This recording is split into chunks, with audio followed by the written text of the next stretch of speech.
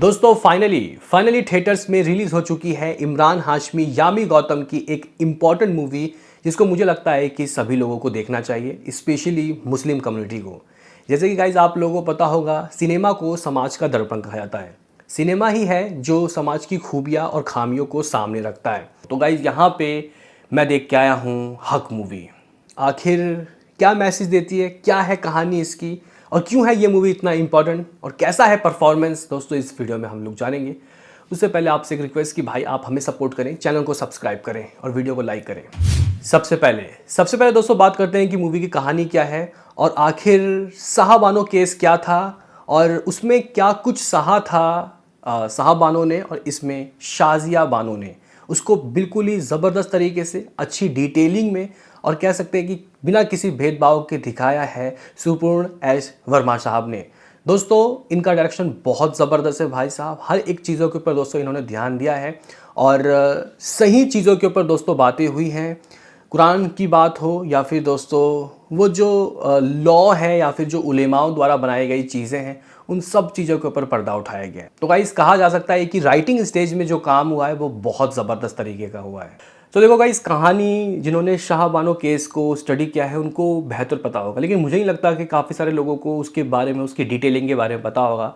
तो गाइस कहानी है साजिया बानो की, यानी कि यामी गौतम की, जिसकी शादी होती है अब्बास यानी कि इमरान हाशमी से, जो कि पेशे से एक वकील है।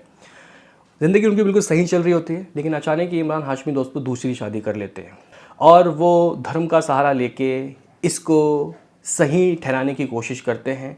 लेकिन बाद में गाइस कुछ चीज़ें ऐसी सामने आती हैं जिसको सुनने के बाद यामी गौतम के पैरों तले ज़मीन गाइस खिसक जाती है, और अब वो अपनी इज़्ज़त के लिए, अपने हक के लिए कोर्ट का दरवाज़ा खटखटाती है। ना केवल सिर्फ अपने पति से लड़ने के लिए, बल्कि लाखों महिला जिनके साथ इस तरीके का दोस्तों व्यवहार हुआ है, जो चीज़ें हुई हैं, उसके लिए दोस्तों वो कोर्ट तक जाती है। 400 रुपये की लड़ाई कैसे मतलब देश का एक बड़ा दोस्तों मुद्दा बन जाता है, मूवी में ये दिखाया गया है। सुप्रीम कोर्ट तक दोस्तों ये केस जाता है, क्या वर्डिक्ट मिलता है इसके लिए आपको मूवी को वॉच करना पड़ेगा। लेकिन गाइस एक चीज़ की तारीफ़ करूँगा, what a brilliant performance of both of them. जी गाइस, यहाँ पे साजिया बानो का किरदार यामी गौतम ने जिस तरीके से निभाया है, उनकी पीड़ा को, उनके दर्द को उन्होंने दोस्तों पहले पर्दे में ज़िंदा कर दिया। थिएटर में बैठे हर एक शख्स उनसे दोस्तों कह सकते हैं कि रिलेट कर रहे थे।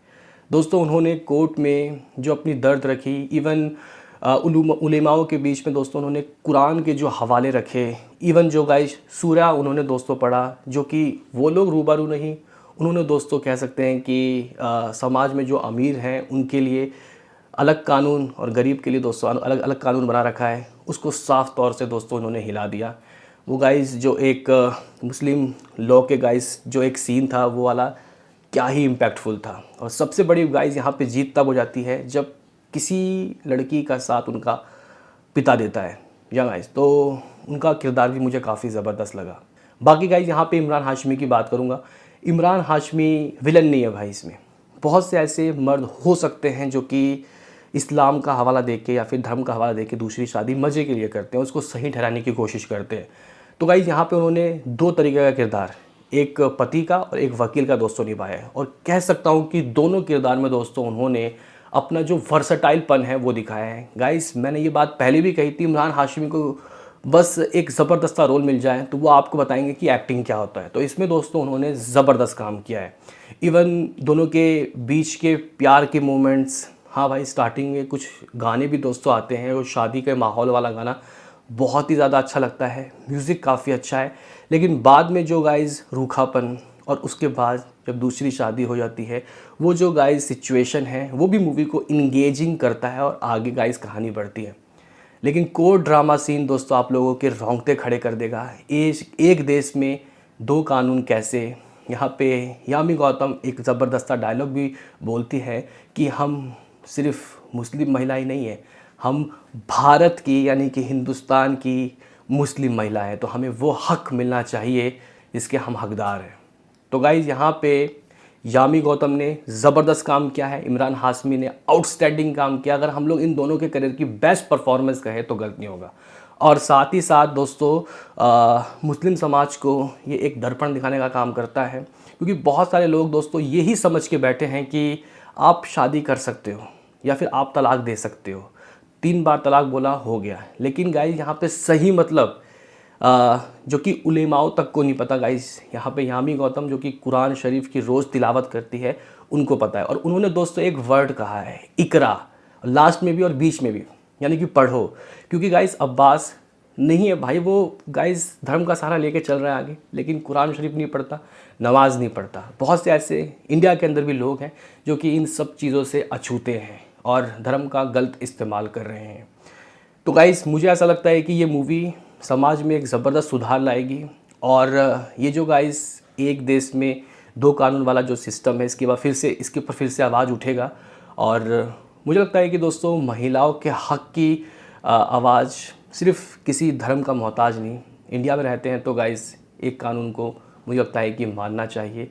और जो लोग इसमें बदलाव करते हैं और इस चीज़ को सही ठहराते हैं उसके ऊपर भी दोस्तों इसमें बातें हुई है।